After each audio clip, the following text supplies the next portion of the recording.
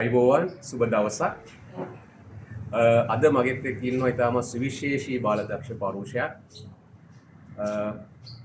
කුලසේන ආටිගල මහත්මයා වර්තමාන බාලදක්ෂ පරපුරතුමා ගැන ගොඩාක් දුරට දන්නේ නැතුව ඇති. නමුත් ශ්‍රී ලංකාවේ වාසය කරන ජ්‍යෙෂ්ඨ ප්‍රවීණ ඉතිහාසය ගැන දන්නා බාලදක්ෂ ප්‍රජාව අනිවාර්යයෙන්ම එතුමා අඳුනනවා ඇති. අයිබෝවන් සර්. අද එතුමාගේ උපන්දිනය. එසේ මෙසේ උපන්දිනයක් නෙවෙයි 95 වෙනි උපන්දිනය. 1930 මාර්තු මාසයේ 9 වෙනිදා අද වැනි දවසක තමයි එතුමා ඉපදෙන්නේ. අද ශ්‍රී ලංකා බාලදක්ෂ ව්‍යාපාරයෝ වේවා ලෝක බාලදක්ෂ ව්‍යාපාරයෝ වේවා ගොඩක් දියුණු. තාක්ෂණය අතින් ආර්ථිකමය වශයෙන් සම්පත් අතින් ගොඩක් දියුණුයි.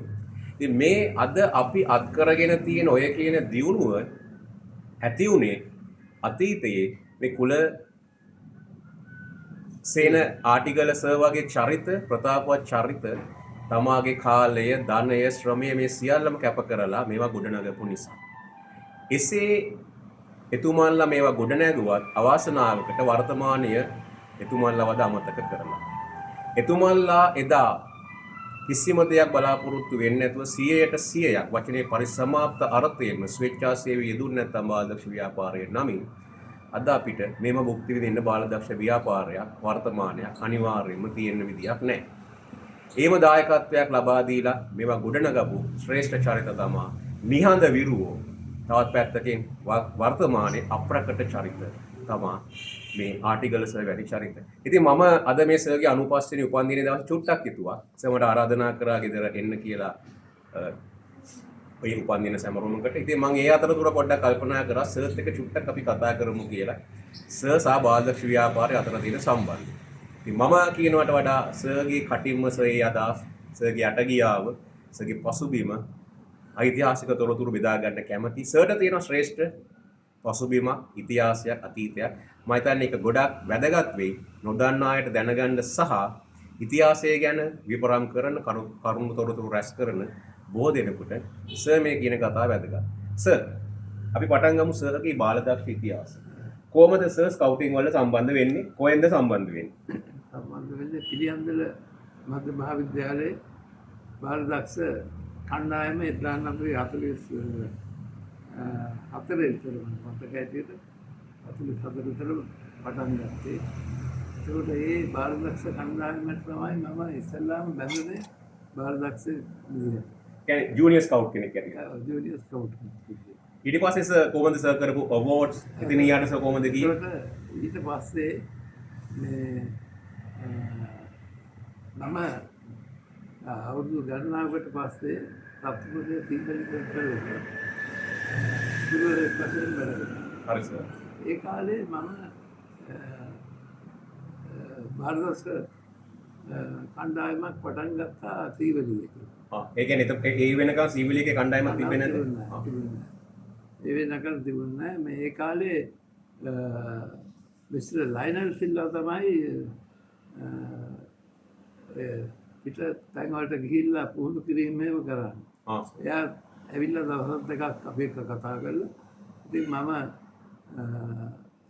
මේ කණ්ඩායම පටන් අරගෙන එකෙන් අපි ඉස්සෙල්ලාම කළේ ඒක ඇත්ත වශයෙන්ම කළේ 1954 සැප්තැම්බර් ඒ සීවලියේ ඒ කාලේ තිබුණ සීවලි සෙන්ට්‍රල් කියන එක පරණ බිල්ඩින් එක තිබුණේ මේ ටවුන් එක. හරි. රත්නපුර ටවුන්. ඒකට රත්නපුරේ ටවුන් තිබිච්ච බිල්ඩින් එක ඉඩමාකි.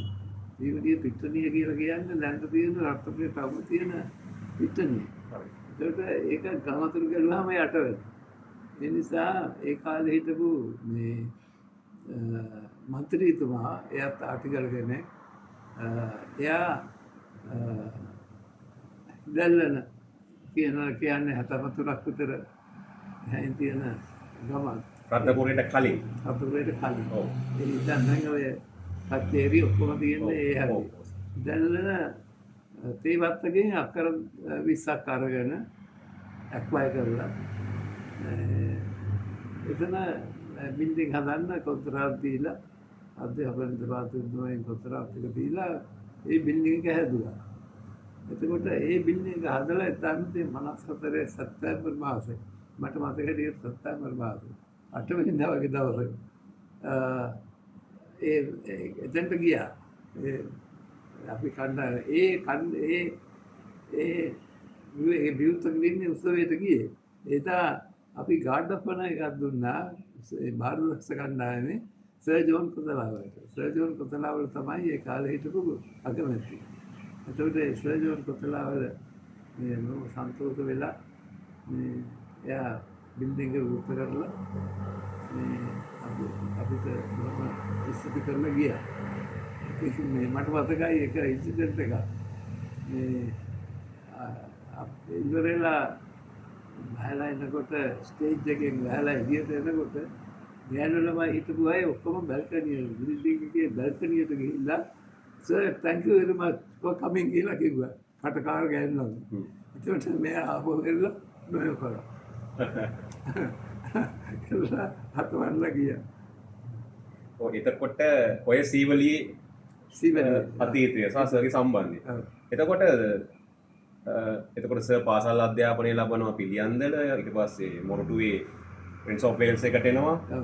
ඊට පස්සේ ටීචර් ට්‍රේනින් කොලෙජ් යනවා. ඊට පස්සේ තමයි සීවලීගෙන් අවුරුදු 3ක් විතර තමයි ට්‍රේනින් කොලෙජ්. එතකොට සර් ස්කවුට් මාස්ටර් කෙනෙක් වශයෙන් ට්‍රේනින් යන්නේ කොයි කාලේ? ට්‍රේනින් යන්නේ 56 ඒක සීවලීමයි කරන්නේ. සීවලී මහරගම. ඔව් ඒ කියන්නේ සර් ස්කවුට් මාස්ටර් කෙනෙක් යටියට සර් කෝසස් ස්කවුට් මාස්ටර් කෙනෙක් විදිහට මම පුරුමකට ගියේ නැහැ. ඒක යන්න අවස්ථාවක් හම්බුනේ නැහැ. ඒ කාලේ මහරගම ට්‍රේනින් කොලෙජ් එකේ ඉඳද්දි මිස්ටර් ලයනල් සිල්වා එනවා මේ ක්ලාසස් කරනවා. එතනදී තමයි පුරුමක් ලැබුවේ. ඒ වුණාට අපිට මේ අර පීටරු කැම්ප් එකේ යන්න හම්බුනේ අඬ ගැව්වා. ඒ වුණාට මට ඒකට යන්න බැරි වුණා. මොකද මගේ භක්තිය නිසා. හැබැයි ආර්යරත්න ගියා.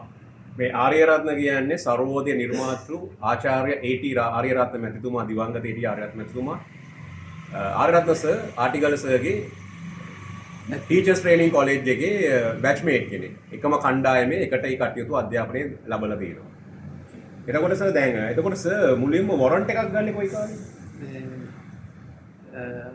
වොරන්ට් එකක් ගන්න කියන්නේ මම එහෙම ඊට පස්සේ කාලයක් යනකම් මට බාලදක්ෂ වලට සම්බන්ධ වෙන්න පුළුවන්කමක් තිබුණේ නැහැ. ඒක මම අධ්‍යාපන අධ්‍යක්ෂකවරයෙක් අධ්‍යාපන නිලධාරිවරයෙක් විදියට ලංකාව පුරා එක තැන්වල වැඩ කරලා තියෙනවා.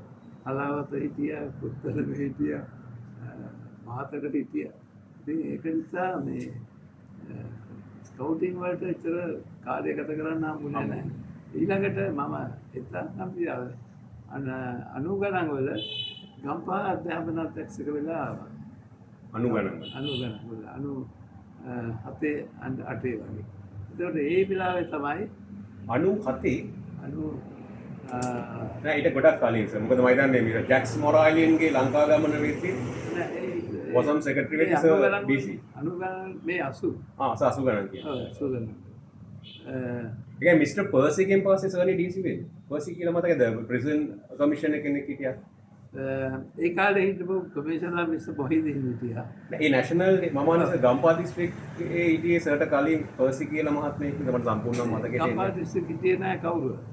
ඒ කියන්නේ මේ ගම්පා දිස්ත්‍රික් කමිෂනර් කෙනෙක් ගම්පා ඉඳලා නෑ. මට තමයි කලින්ම මේ ඔය තනතුර කරන්න බාර ගන්න කියලා කිව්වේ අර හදිසියෙ මැදුන කමිෂනර් මට දැන් නම මතක නෑ. හදිසියෙ ගම්පා කෙනෙක්ද? නෑ මේ කමිෂනර් ඒ කාලේ තිබුණේ. එයා හදිසියෙන් රෙක්ස් ජයසිංහ මහත්මයා. රෙක්ස් ජයසිංහ දෙයා. රෙක්ස් ජයසිංහ. ඔව් රෙක්ස් ජයසිංහ. ඔව්. ඒ කෝට් ඔෆ් ෆිල්ඩ්මන් නැතිනේ. රෙක්ස් ජයසිංහ. එයා මට කතා කරලා ගිහින් තිබුණා මේ ගම්පහ දිස්ත්‍රික් කමිෂනර් පොස්ට් එක බාර අරගෙන කරන්න කියලා. නම් ඒක ඉෂ්ට කරන්න කලින් එයා දෙතිවුණා. ඔව්. ඒකට මම මේ ෆිල්ම්ලන්ඩ් එකට ගියා. එතකොට සර් දැන් ඒ ආරාධනාව සරට ලැබෙනකන් සර් ඇක්ටිව්ලි ස්කවුටින් වලට සම්බන්ධ වෙලා හිටියේ නැහැ. හිටියේ නැහැ. අධ්‍යාපන ශාස්ත්‍රයකට ශාස්ත්‍රයේ ආටිගල කියන නාමය ශ්‍රී ලංකාවේ වඩාත් ජනප්‍රිය අධ්‍යාපන ශාස්ත්‍රයේ මෙතුමා ශ්‍රී ලංකා අධ්‍යාපන පරිපාලන සේවයේ පළවෙනි පන්තියේ පළවෙනි පන්තියේ උසස්ම නිලධාරියෙක් තමාගේ සියලුම දේ කැප කරලා ඒ සේවය උපරිමයෙන් රටේ දැයි දරුවෝ වෙනුවෙන් ලබා දුන්න කෙනෙක්. ඉතින් එතුමා ඒ වෘත්තියත් එක්ක මොකද අධ්‍යක්ෂකවරේ ශ්‍රී ලංකාවේ හැම පළාතකම හැම කලාපයකම ආවරණය වෙන පරිදි ඒ වෘත්තිය කටයුතු කරලා තියෙනවා. ඒ නිසා කාලයක් බාලදක්ෂ ව්‍යාපාරයෙන් ඈත්ව ඉන්නට සිද්ධ වුණත් මට කලින් කියලා තියෙනවා අවස්ථාව ලැබෙන හැම විටකම බාලදක්ෂ ව්‍යාපාරයට සම්බන්ධ වෙන්න කියලා දරුවන්ව දිරිමත් කරපු මඟ පෙන්නපු යොමු කිරීමක් කරපු කෙනෙක්. ඔව් සර්. අපි තවදුරටත් කතා කරමු. DC වෙන්නේ වගේම බාර ගන්න එක වගේ. ඒකට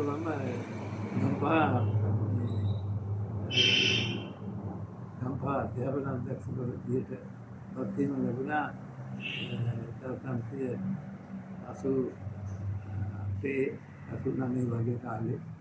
ඒකට ගම්පා භීෂණ කාලේ. භීෂණ කාලේ. අපතේ භීෂණ කාලේ. මේ හැමතැනම මලබිඳි. ඔව් ඔව්. ඒ කාලේ ගම්පාට මම එනකොට මේ ගමේ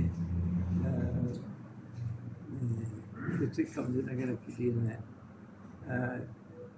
හැබැයි හොඳ දක්ෂ ක්‍රියාකාරී මේ නිලධාරීන් කරනවා හිටියා. නමක් දෙකක් මතක් කරන්න පුළුවන්ද?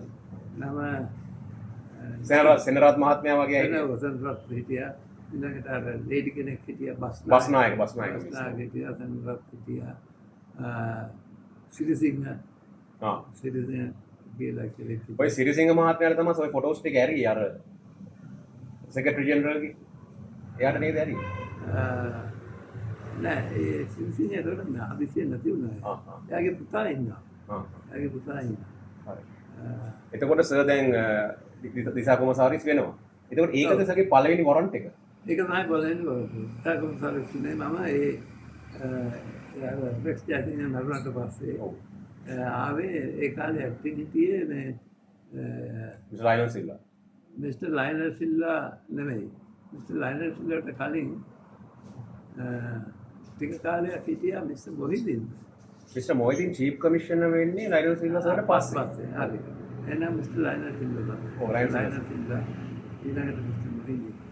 එතකොට ඒ කාලේ ගම්පහ මේ ස්කවුටින් වලට මේ කාර්යාලයක් තිබුණේ නැහැ. පස්සේ මට මේ ගැන සෙනරත් රහිම කතා කළාම මම අධ්‍යාපන කාර්යාලයේ මෙතන තියෙන. ඔව්. යක්කල පාරේ. ඒ කාර්යාලයේ මම මේ ආපු පාරේ තියෙන. ඔව්. ඒකේ මේ පාවිච්චි නොකරන ගොඩනැගිල්ලක් තියෙනවා. ගොඩනැගිල්ලක් කියන්නේ කාමර විදියට. ඔව්. ගොඩනැගිල්ල. මම ඒ ටික අස්කලෝගෙන ඒක ගොඩ කාලා තිබුණේ පරණ ලියකේදී. පේශී වගේ ඒවා අවුරුදු ගානක තොම් ගානක බඩු දෙමු. ඒවා ඔක්කොම අයින් කරලා කාමර දෙකක් අස් කරගෙන බාලදක්ෂ මූලස්ථානයට ගොඩනැගිල්ලක් වෙන් කරගත්තා. එතකොට ඒක වෙන් කරගෙන ඒක අධ්‍යාපනතුරක් දන්නලා ඒකේදී සිද්ධ වෙන්නේ සර්ට ඒ වෙනකොට අධ්‍යාපන අධ්‍යක්ෂකවරයෙක් වශයෙන් තිබ්බ සර්ගේ පවර්ස් බාල පාවිච්චි කරා. මම අනිත් එක ඊට පස්සේ බස්නාහිර පළාතේ අධ්‍යාපන අධ්‍යක්ෂතාවකට පත් වුණා. ඔව්. ඒ දිසා කොමසාරිස් තනතුරේ ඉන්න කාලේ වල ඊට ඒකත් කරද්දිම තමයි අන්තිමට මම රිටයර් වෙනකොට බස්නාහිර පළාතේ කියන්නේ ප්‍රොවින්ෂල් ඩිරෙක්ටර්. එතකොට DC තනතුරේ අවුරුදු 5ම ගත කරා. අවුරුදු 5ක් ගත කරා. මම රිටයර් වුණාට පස්සේ මම 90 රිටයර් වුණේ. ඔව්. 90 රිටයර් වුණාට පස්සේ ඉතුරු කාලේ අර අතපසු වෙච්ච වැඩ ඔක්කොම කළා. ඔව්. කැප සර් ස්කවුටින් වෙනුවෙන් කැප වුණා. ඔව්. ඒ කියන්නේ ඒ කාලේ අහලා ඇති කැම්ප් ලෑන්ඩ් එක මීරිගම.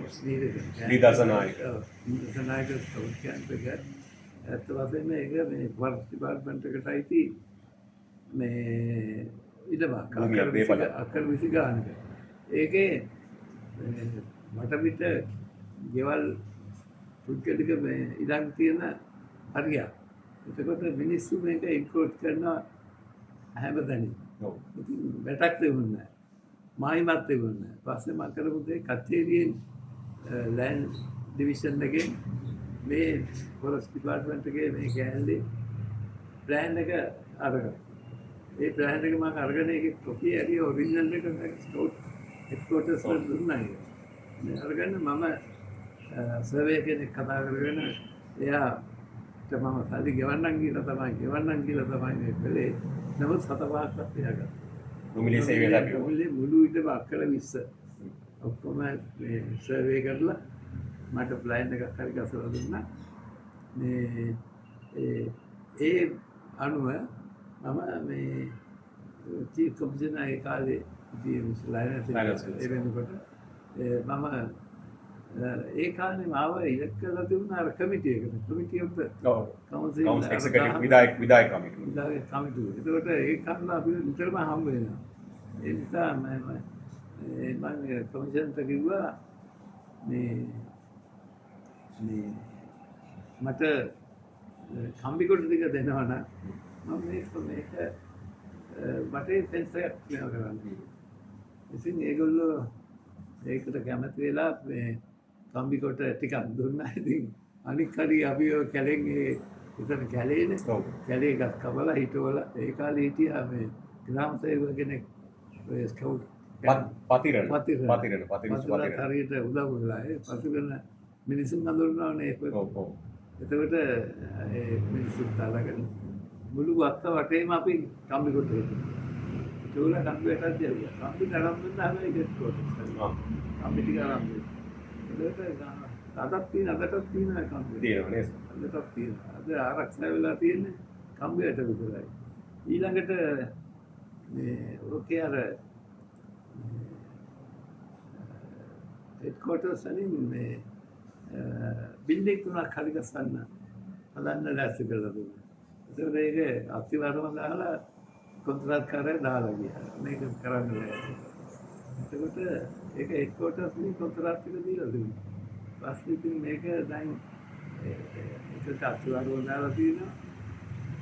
අඩි කියලා ප්ලෑන් කරලා මේ ඔක තියෙන කාලේ මට මේ මිස්ටර් ලයනල්ට දරුවා මම එක මොකක් කරන්න බැරිද මම ඒක වුණා මේ ස්කූල් වර්ක්ස් කරන ඉන්නවනේ කොන්ත්‍රාත්කාරයෝ ඒ මනුස්සයෙක්ට කතා කළා ඒ මනුස්සයා වැරිලා එයාට කතා කළාම එයා කිව්වා මට සර් සිමෙන්ති අරන් දෙනවා නම් ඒ කියන්නේ සිමෙන්ති සල්ලි වලට නෙමෙයි සිමෙන්ති පර්මිට් අරන් දෙනවා නම් මම සර්ට වැඩේ කරලා දෙන්න.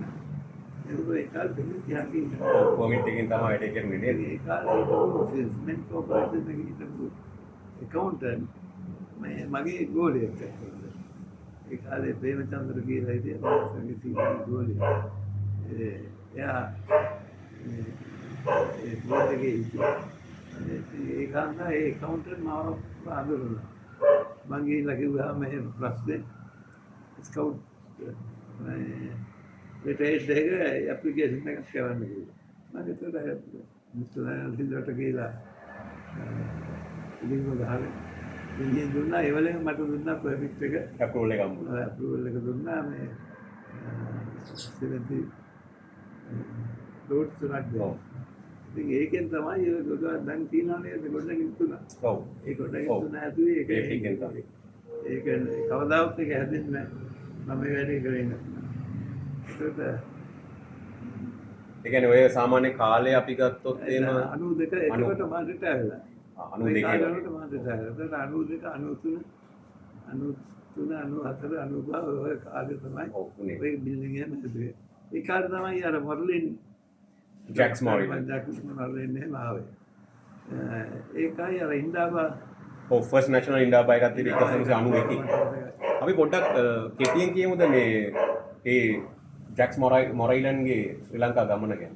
ජැක්ස් මොරයිලන් කියන්නේ ලෝක බාලදක්ෂ සංගමේ හිටපු මාලේකම්තුමා. එතුමා 1988 ඉඳලා මම හිතන්නේ 2003 2004 කාලේ දක්වා ඒ තනතුරේ කටයුතු කළා. 1992 විතර එතුමා ශ්‍රී ලංකා සංචාරයක් සඳහා නිල සංචාරයක් සඳහා එනවා. ඒ ඇවිත් කටයුතු සිදු කරද්දී මීරිගමට යනවා විසිට් කරන්න අපේ ලී දසනායක පුහුණු කඳවුර. එතකොට ලී දසනායක පුහුණු කඳවුර තියෙන ගම්පහ දිස්ත්‍රික්කය යටතේ මෙතුමාගේ කලාපය මෙතුමා යටතේ එදා ලොකු වැඩසටහනක් මෙතුමා සහ දිසාව සංවිධානය කරනවා එදා ලේකම්තුමාව පිළිගන්න සහ එතුමාට ශ්‍රී ලංකාවේ බාලදක්ෂ ස්වභාවය මොකක්ද කියලා පෙන්වන්න. අපි ෂෝට් ඇන්ඩ් ස්වීට් කියමු සර් මොකක්ද? ඒ එදා පළවෙනි කාරණය වුණේ එයාට පිළිගැනීමේ පොඩි උත්සවයක් කරන්නත් ඒ වගේම මේ සංග්‍රහයක් කරන්න. ඉතින් අපි කතා වුණා චීෆ් කමිෂනර් මිස්ටර් ලයනල් සිල්වා එක්ක. ඒ කාලේ මිස්ටර් ජේ.පී. ඔබේසේකර. ඔව්. ඒ හැම එකටම සම්බන්ධ වෙන මිස්ටර් ජේ.පී. ඔබේසේකර කියන්නේ ගම්පා දිසාවේ හිටපු දැවැන්ත is a giant in the scouting of Gampa as well as Sri Lanka scouting. ප්‍රතාපවත් චරිතයක් තමයි ඔබේසේකර කියන නාමය ශ්‍රී ලංකා බාලදක්ෂ ව්‍යාපාරය.